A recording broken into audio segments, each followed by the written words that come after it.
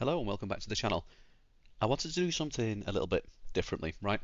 Which is sharing combos as I find them. So rather than, leaving it for 2 weeks and making a 40-minute video, I thought I'm going to share what I find as I find it. Because going into this new format, I'm very, very interested in the Medius decks in particular. Elfnote Centurion is, to be fair, that will be another 40-minute epic, right? I think version 3 deserves that. But separate from that, the other Medius decks are very interesting to me as well. In particular, the Power Patron stuff. So I'm going to show you here a combo, which is Medius, right? Normal summon Medius. We will draw 3 cards, put 6 negates on the board, and we're going to beat Droll and Nibiru.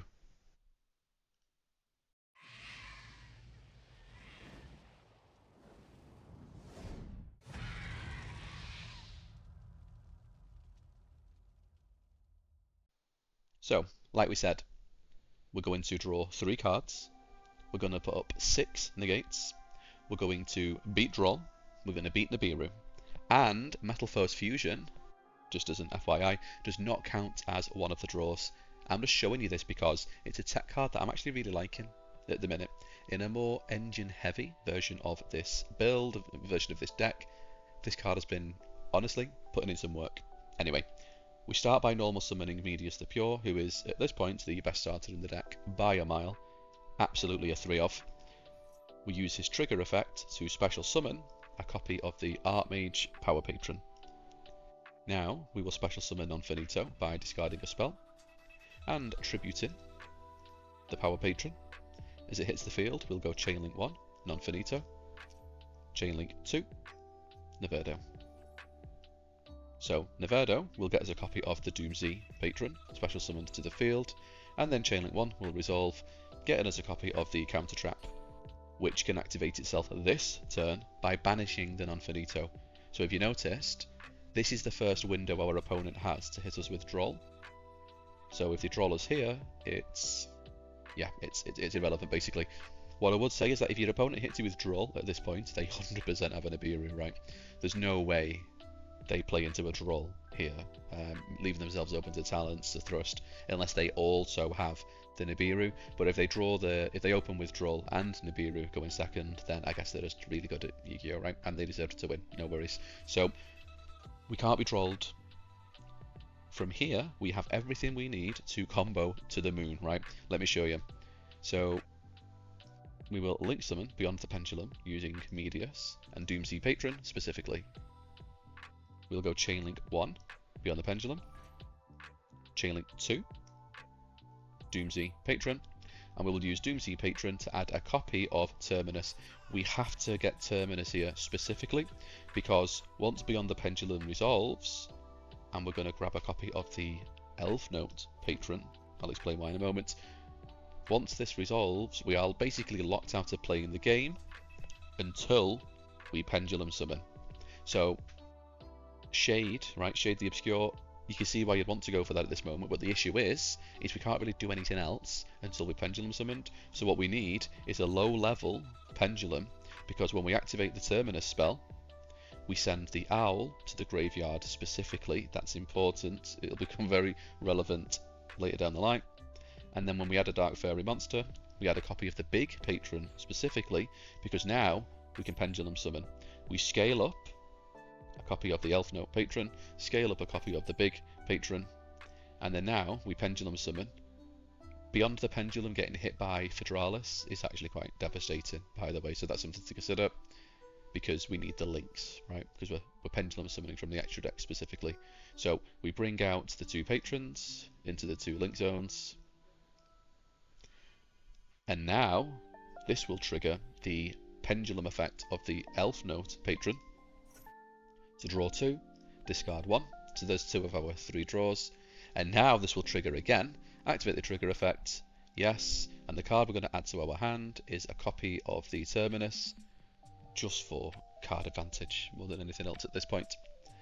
Now what we're going to do is we're going to make a varudras with the 2 rank 10s.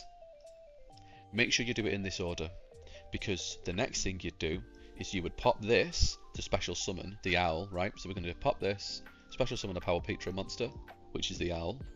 And now we will get the trigger effect of this hit in the extra deck, and we're going to use that to search a copy of the Shade Beast, specifically. The reason we have to do it in that order, and it's very, very important that we do, is because if you pop the big patron to bring out the owl, and you do that before you've made varudras, you can't make varudras anymore because the owl's on the field. You want to make varudras as soon as possible, just in case they do also have the Nibiru and any kind of combination, right? Maybe they used droll earlier in the combo, like we were talking about. They used droll, they get rid of this because they've also got the Nibiru, right? So you really want to get this onto the field as soon as you can, just for that further insulation in case of them opening multiple hand traps. So now that you've got the owl on the field, we're going to use Medius effect in graveyard to get Beyond the Pendulum shuffled back into the extra deck, Medius back to the field, activate the owl, and we're going to make a copy of Deactorus using owl and Medius. Medius gets banished. Trigger effect of the owl to get a copy of the field spell. And from here, it probably becomes quite self-explanatory if you played Artmage before. So we activate the field spell. We're going to scale up the Artmage Patron as well, because this is an additional negate, of course, when it's in the pendulum spot, and that's why we run 2 copies of this. I'm trying a 60 card build at the minute, which has actually got 3 copies of this. That's by the by. So now we're going to activate the field spell. Again, we're just going to pitch a blank, it doesn't really matter which. We'll get a copy of Graflair, special summon the Graflair, use his effect to set a copy of the alteration, activate alteration, and because we control the field spell, we're going to get a copy of Awakening, activate the field spell again, pitching Awakening to get a copy of Littera, I don't know, special summoner. As she hits the field, add the Awakening back to your hand, pitch the Awakening again, love to see it, to get yourself Finmel. If you're ever struggling to remember the order, just think of Finmel being the final card, right? That's what used to help me when I was learning the deck anyway. So, Graflair, because you're getting things going, right? Graflair, go. Finmel, she's the final card. Finmel, final. Anyway, get yourself a copy of Finmel. Special summon. As she hits the field, draw a card. So there's your 3rd and final draw, right? Pendulum Treasure being another tap card I'm experimenting with. I'm trying it on. I'm seeing how it feels. It's important to note as well, we've also got the Awakening spell in graveyard, which is actually quite a tricksy card to play around. During your opponent's turn, you can banish this from your graveyard, return an Artmage monster to your hand or to the extra deck, and then pop a card. The reason that's important is because it helps you to play around things like Droplet or etc. Plus it's a pop that's in the graveyard, which adds an element of kind of, you know, layers to your board. Because one thing I would say, and I'll show you in a moment when we go to the opponent's turn, this board is very, very strong from one card, right? You'd actually still have another 3 cards in hand, so you'd have this board, which is 6 negates, I'll show you in a moment, and you'd still have 5 cards in hand. Dark Ruler will absolutely ruin your day, right? I'm not going to lie to you.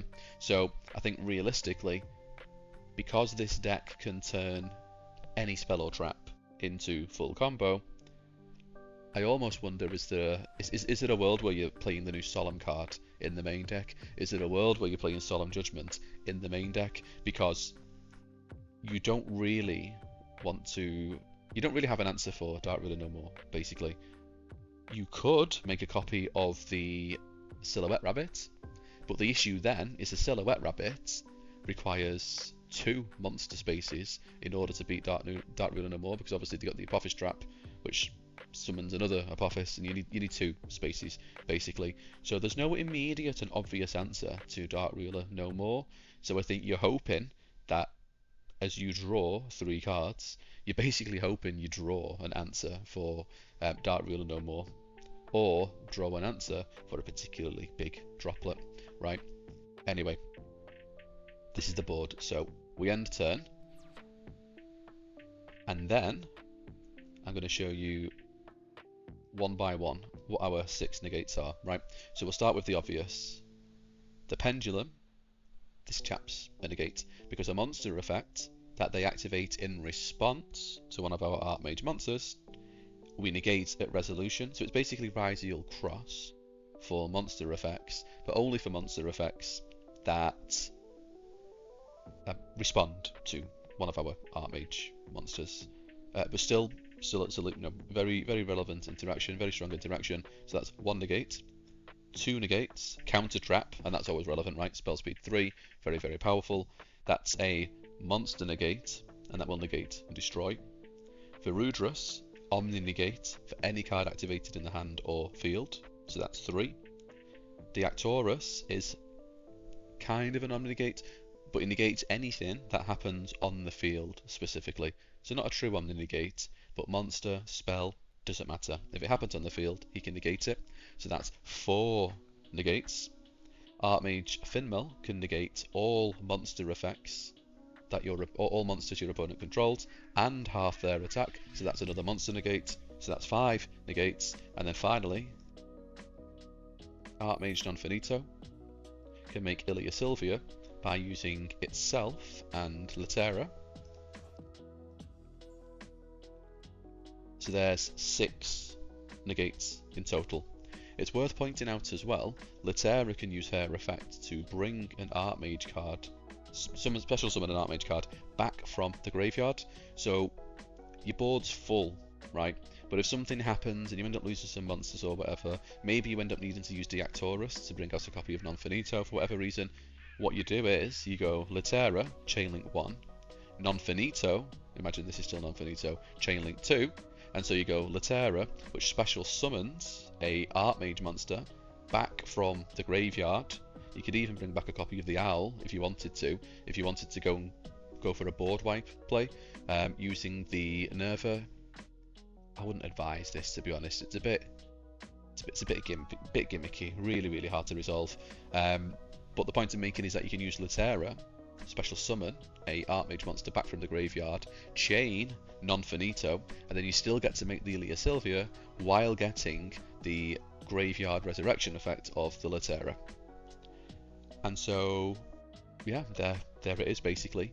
From 1 Medius the Pure and any discard, we put 6 negates on the board.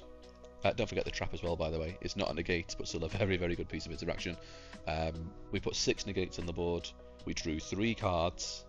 We finished our turn with 6 negates, as I showed you, plus the trap in graveyard, and still had 5 cards in hand at the end of all of that. And this is the big bit, right? We beat droll. So combo slot piles are supposed to die to droll. The whole point of droll is that it keeps these kind of shenanigans in check. And yeah, good luck with that, I guess. Anyway, like I said, I want to share things with you as I find them. By this time tomorrow, I'm probably going to have discovered something else that's absolutely disgusting, and I will make a quick video on it then, when I do. This can be, think of it as a bit of an experiment for my content on this particular deck moving forward. I want to share things with you as I find them. Yeah, we can learn just how broken these cards are together in real time, I guess. Anyway, thanks for watching. Hope to see you in the next one.